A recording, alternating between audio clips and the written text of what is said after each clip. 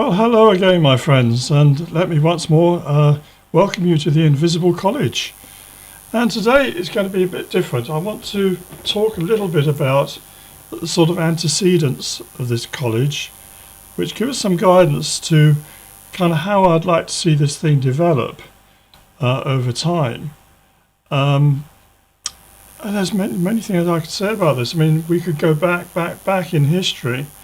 You know, we could go back to ancient Egypt, we could go to the time of Jesus, we could go to, the Grail legends and the Grail Knights of King Arthur. We could go to the Templars and the Knights Hospitallers. These are all important subject areas that I intend to cover at some time or other. But for now, I think we'll start much more recently with a movement in the 17th century known as the Rosicrucians. Now, that has nothing to do with the Rosicrucians who maybe used to send you pamphlets or adverts in papers and things, and they had their headquarters, I think, in Burbank, California or somewhere. Nothing to do with that. That's a much later... they would claim that they inherited directly from the original Rosicrucians. I'm not going to argue with them on that. But this is something totally different, and I'm looking back to the original Rosicrucians, which began with the publication of two pamphlets. The first one came out in 1614 and was called The Fama, or the Fame of the Brotherhood of the Rosy Cross. And it, as you can see here, it's on the left here, it was originally published in German, but it very quickly was translated into other languages, notably English, and it became a great cause célèbre. The story goes, and I'm putting it in a nutshell here, that a young man who calls himself, and I'm sure it's just a pseudonym, he calls himself Christian Rosenkreuz, which means Christian Rosy Cross or Red Cross. And he wants to find the truth, so he goes out to, plans to actually go on pilgrimage to Jerusalem. He doesn't get that far. He gets shipwrecked and he ends up in Damascus, and he finds some wise men there who teach him things, and they teach him things about medicine. And I think he goes to Libya or somewhere, Tunis maybe, and he learns some more. And then he comes back to Europe, and he's filled with this knowledge that he's been taught about medicine, and he wants to bring about a change in the atmosphere. And he thinks that learned people of his day are going to want to hear all this, because he's living, I think, in about 15th century, and this is before the Renaissance. So he's bringing this knowledge, wisdom from the East. He's coming back home and he's going to start a brotherhood. He's going to teach the people all this wonderful wisdom that he's been shown. But he soon finds out that nobody wants to hear about it. That the wise men of his day, the professors and the doctors and the priests and the bishops, none of them want to hear anything about this wisdom from the East that he's bringing back.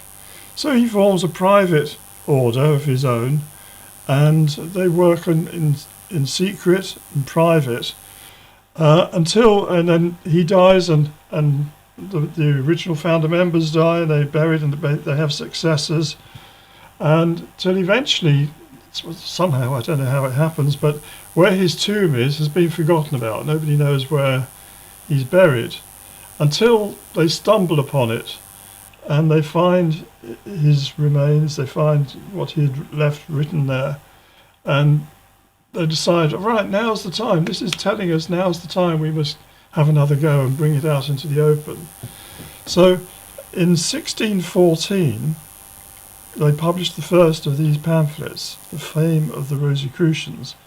Now, people said even at the time that this was just a spoof, it was a hoax. It was a ludibrium, a game, being played by certain intellectuals having fun at the public's expense. But when you go into this matter more deeply, you realise that whoever was involved with this actually did know a great deal. And what he did is he invited the, in the pamphlets they invite those who are worthy to come and join them and start this new movement of an instauration of a reform of knowledge, that they're going to investigate, they're going to find new sciences, they're going to find new knowledge, and they're going to bring about a raising up of civilization and wisdom, and prepare the world for a new age, basically. And this is followed up by a second pamphlet called the Confessio, which goes into more detail about this business about finding the tomb and sort of their program of what they're going to do. Now, the two reactions to the publication of these pamphlets, which were widely circulated, and people put them in their own books and circulated them that way, the two reactions. The first reaction was wonderful. Yeah, how can I join? I really want to be part of this. This sounds fantastic. Exactly what I've been searching for all my life. And the second reaction from the establishment was, where are these dogs? We've got to find them and put them down before they cause any more trouble. You know, we've got to find out who these guys are, these Christian Rosenkreuz guys, and we're going to burn them at the stake. We're going to eradicate this before it wrecks what we have with the church and with our system that we have going for us now. So these were the two radical differences of opinion, and it actually led into the 30 Years' War, where, because I believe that these documents, the original documents, were published probably in Heidelberg, or it might have been Württemberg, but sort of in that area of Germany, and it certainly was connected with the court of Frederick V, the Elector Palatine, who had his court in Heidelberg and who was married to a daughter of King James I, which is very interesting. Our Queen is descended from them. Now, in 1618, I think it was, they were invited to become King and Queen of Bohemia, which is the Czech Republic now. And they took up the offer. This was a Protestant. They were Protestants, and that was a Protestant, or there were Protestants there who wanted them to become him to become king, and it's all to do with the election of an emperor. That there are certain places, certain people like the Elector Palatine had a vote, and the King of Bohemia had a vote, and certain bishops had votes, and it was pretty much in the pocket of the Habsburgs, who were Catholics in Austria, who would be elected each emperor. But if he became the elector for Bohemia, as well as being the elector for Rheinfels, which is where you came from, Palatinate, then you'd have two votes, and that would be enough to tip the balance, and they could have a Protestant emperor. And this caused enormous ructions. And immediately the Pope ordered, and the Habsburgs ordered, an army to go and invade Bohemia, where he'd just been crowned. And he was chased out, he ran away. He's known as the Winter King and Queen. And they had to flee, and they ended up in Holland, in Den Haag. And he lived out the rest of his life there. His wife, Elizabeth, eventually came back to England at the time of the restoration of Charles II. Now, I've written a lot about all this, but these are obviously people who are at the core of this whole movement. There were reformers, they were very forward-thinking, they were really quite into science, as much as there was any science at that time. Fantastic gardens with fountains and strange things, apparatuses and things. They were the hippies, the hippie king and queen of their day, you could say, because they were new age guys, right? And the old age guys didn't like it. Anyway, to cut a long story short, the two pamphlets came out 1614 and 1616. So then the movement went on. It wasn't all negative towards them. A lot of people wanted to join. as you can imagine. I would want to join if I was around then. But before we go into that, this is their emblem, the Rosicrucian cross. There's various forms of it. This is one of the forms, which shows a cross, a crucifix, with a rose on it and a Christ figure. So what we're dealing with here is essentially Christian mysticism coming out of the Protestant tradition, which had grown up by that time, and bringing about, or wanting to bring about, change, movement forwards, new knowledge, new appreciation, investigation into the nature of Christianity and also science, which they believed that they were instrumental, they would be doing. And the motto on there is, "I am the rose of Sharon and the lily of the valley." And you can read that in the Songs of Solomon in the Bible, chapter 2, verse 1. And if you read through that whole verse, it tells you very much about this idea of a time when it's spring and the flowers are coming into blossom, and the fig tree is now coming out. And this ties in with our own time, and I'm not going to go into this any further, except to say that the fig tree represents the Jewish nation. And we were told in one of the prophecies of Jesus himself that when you see the fig tree put forth its shoot and start growing again, then you know the time is nigh. And you have to remember he had also, previous to that, had cursed the fig tree and it had died. Make of that what you will. But the state of Israel was refounded in 1948, and that indicated that the return of the Jews was the return of Judah and the Jewish people. It's not really the full Israelites, not all of them. But anyway, the return of Judah and the fig tree starting to put forth its shoots again and to regrow is a sign of the end of the age. And this is hinted at here in this this Song of Solomon, and the first verse we're given here, "I am the rose of Sharon and the lily of the valley." I should say to you that Sharon is a plain in Israel that stretches roughly from Jaffa, which is a suburb now of Tel Aviv, all the way up to Caesarea. And it was very fertile plain. It's a lovely place. Rather like Galilee is also a lovely place. I've seen Galilee in spring and it's gorgeous.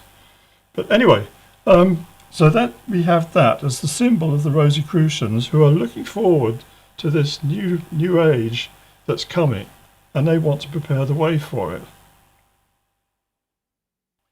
Now, the symbolic representation of the Rosicrucian College, a forerunner of the invisible college, is given by this symbol. Now, this was in a book published in 1618. You can't see it, can you?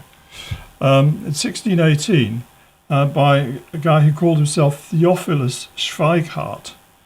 And Theophilus Schweighardt, again, is probably a pseudonym, almost certainly a pseudonym. He actually seems to know quite a lot about this whole Rosicrucian thing that's going on then. He's harking back to 1603 and 1604 with the two stars that you can see at the top there. One of them is in Serpentarius, which is connected with Ophiuchus. There's one star there, and the other one is in Cygnus the Swan.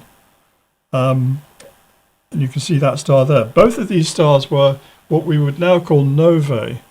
In other words, they suddenly appear really, really bright. They shine for not that long, maybe a year or two, and then they kind of dim right down and almost disappear.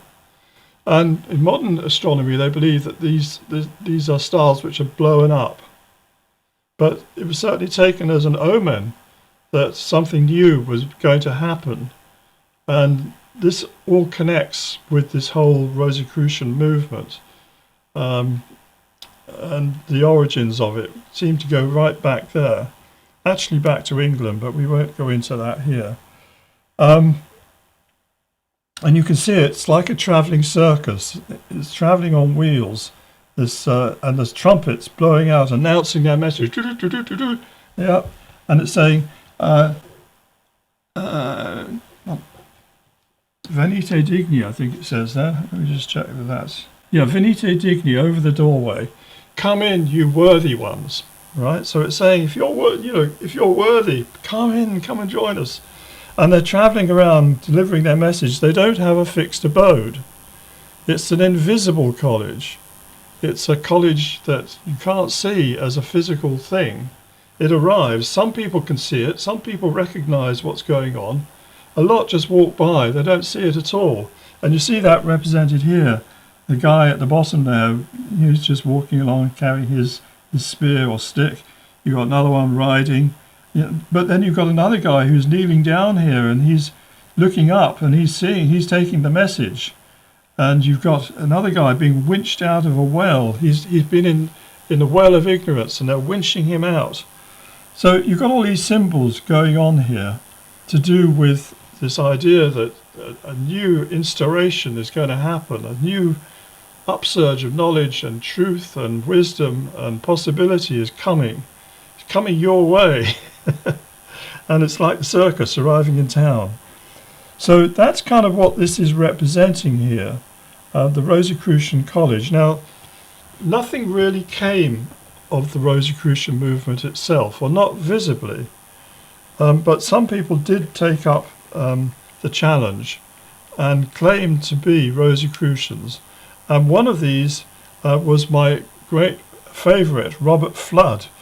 But he wrote a number of books, quite a lot of books actually, a prolific author, and he claimed to be a Rosicrucian.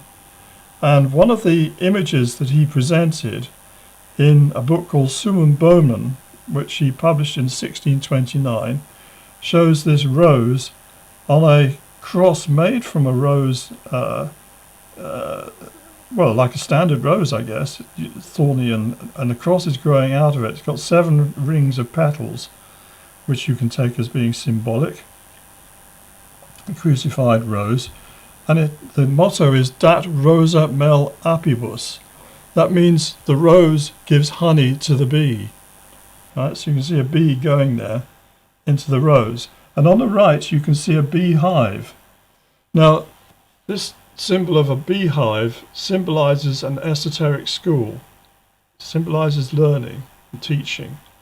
And the bees are the students who go out and collect the nectar from the flowers. They go out searching for knowledge, bring it back to the hive where it is concentrated and fermented and turned into honey to feed the younger bees. So this is kind of a symbol of how a proper college, well, not only an esoteric college actually, even a regular college should be working. It should be increasing knowledge, and it should be educating the young with the wisdom, because the fermented, once the nectar has been collected, it's too thin when it's nectar. It has to be concentrated and turned into wisdom. And that's like just as grape juice has to be fermented and turned into wine. It's the same kind of idea. And you can see here on the other side there's a trellis and there's a spider's web in it, which can catch the bees. So this is a warning, that you've got to, I've got another, actually a bigger picture of it here, you can see it more clearly. That's a warning that there are enemies who wish to suppress the invisible college, the Rosicrucian college that he claims to be a member of, that they wish to stop that knowledge getting out, and they wish to arrest the development. You could call that the dark force, the dark side. But the light side is the work, and the work is the collecting of knowledge and wisdom and fermenting it, not only in the honey itself, which is then fed to the bees, but also in the creation, in the bees themselves, in their self-development. So this is kind of a symbol and an emblem of that, and it's all connected back with that earlier image that we saw of Jesus. Let me see if I can find that one again. Of Jesus being the source of the nectar. He is the rose. I am the rose of Sharon. So that's where the nectar comes from. So it's connecting with that spiritual essence and using it in personal development and self-transformation. Now, where does that lead to with our invisible college? Well, a college was formed in London. Actually, it was going around about the time when these Rosicrucian pamphlets were coming out. It was founded by a bequest from Sir Thomas Gresham, who was Elizabeth I's banker, and he was a very wealthy man, as you can imagine. I think he founded the Royal Exchange and made London a major centre of finance, which it still is to this day. You know, London is probably the banking centre of the world, and it's because of this gentleman, Sir Thomas Gresham. But he was not just a greedy merchant or banker. He also wanted to raise the education level of the people of London. And the way he did this is in his bequest, in his will, he left his home after in his will, after the death of his wife, who was allowed to carry on living there while she was still alive, it would become a college, and that he left a bequest of money to finance professors to come and live there and teach the masses the liberal arts. And they would learn things like geometry, they would learn languages, they would learn music, they would learn things that were going to be useful for them to raise the educational standard of the people of London, because he believed that London was now going to become a major hub of merchanting, ships coming to and fro, and we needed a good educated workforce. And there's a new middle class growing in London at the time, and they needed to be educated. They didn't have time to go off to Oxford and Cambridge, but they could do night classes or maybe have lectures at weekend where they could go along to this college and they could be taught. That was a wonderful idea, but it didn't work. Very sadly, it didn't work. The people of London weren't that interested in learning algebra or whatever. They much rather, in their spare time, go to the theatre or go and watch a cockfight or a bit of bear baiting or something like that. Or there were brothels on the South Bank they could go to. They were typical Londoners. Lots of pubs, you can go to the pub. Why go to night classes when you can go to the pub? So it didn't work, but what it did do is create an environment where there were a number of professors who could live there and had an income, so they could carry on their research and they could have discussions. They could actually create a sort of college of their own, a kind of a beehive where knowledge could be gathered and could be developed and worked upon. And out of this grew the first Invisible College. And you can see here the original members of the Invisible College. I don't know where Robert Hooke's gone, but never mind. Christopher Wren, the famous architect who rebuilt London after the Great Fire, and particularly St. Paul's Cathedral.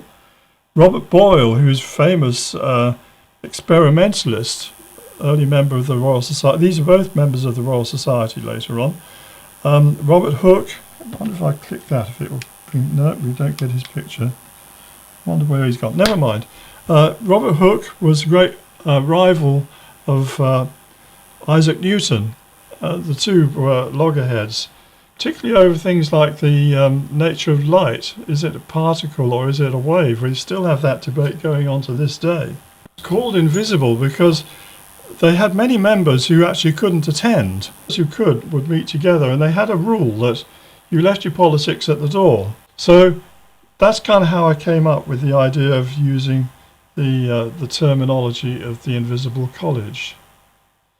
If you haven't already done so, please see if you can get onto our mailing list. That's the first step. And the mail address is admin.invisiblecollege@protonmail.com. I'll say that again. admin.invisiblecollege, that's all one word, at protonmail.com. And what I'll do is I'll add your name to the list, and it's growing, you know, people are joining, and you'll be getting newsletters from time to time with ideas and so on coming from the college. And it'll also enable us to stay in touch. I mean, because you never know with these big tech companies, they can suddenly decide to terminate you, cancel you, and then you know you lose all the videos you've uploaded, all gets dumped, and all the contacts, everybody who knew that you were there, they've suddenly cut off, and you've got no means of reconnecting. You've got to start all over again. But at least if we have a mailing list and you're on the mailing list, if such a thing would happen, and I hope it won't, but if it did happen, we can contact you and tell you where you need to have a look now. So please get onto the mailing list is what I'm saying here. That will give you what's called associate membership. But I have other tiers of membership in mind, which will perhaps be more selective, that I will take other people and I will take you into deeper levels of Christian mysticism, things like Rosicrucianism, but also Templars and King Arthur and Holy Grail. Yes, I can tell you about these things, and we'll see about it's. As I said before in my earlier video, if you're going to go and climb Mount Everest, and the work is often analogous, or the comparison is made with climbing a mountain, you would be well advised to see if you can find someone who can tell you, give you a bit of instruction first. You're still going to have to climb the mountain. I can't do it for you, but I can help you to prepare for it. I can tell you what you might expect and what you need to be doing now. But anyway, enough on that. So see if you can get yourself on the mailing list, and I look forward to hearing from you. Okay, thank you very much.